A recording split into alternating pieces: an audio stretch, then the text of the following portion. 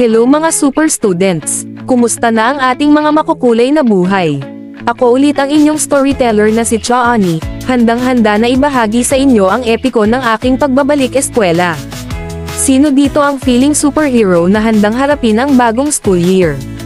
Raise your virtual hands. Pero aminin, may konting kilati rin ng kaba sa ating mga tiyan, tama. Ilang linggo pa lang matapos ang bakasyon, naririnig ko na ang mga bulong ng back to school.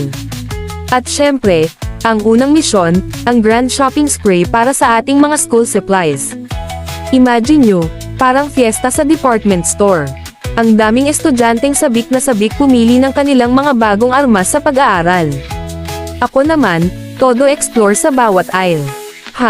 Anong kulay kaya ng notebook ang magiging lucky charm ko ngayong taon?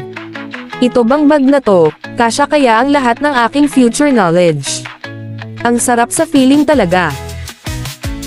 Huwag nating kalimutan ang ritual ng pagpili ng pinakamagandang ballpen.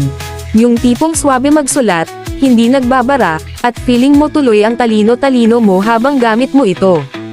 Tapos yung mga highlighters, kailangan iba-iba ang kulay para colorful ang ating notes, di ba? Para pag binabalikan natin ang ating mga aralin, parang rainbow na sumasayaw sa ating mga mata. At syempre, ang pencil case na punong-puno ng iba't ibang gamit, parang treasure chest ng isang masipag na estudyante. Next on the list, ang ating faithful uniform. Ito ang ating battle gear sa araw-araw na pakikipagsapalaran sa eskwelahan. Ang excitement kapag sinusukat mo ito sa harap ng salamin. Bagay na bagay. Ang ganda ng pagkakatahi. Minsan pa nga, sinusubukan ko na agad isuot ito sa bahay, feeling ko tuloy ready na akong humarap sa mga hamon ng bagong school year.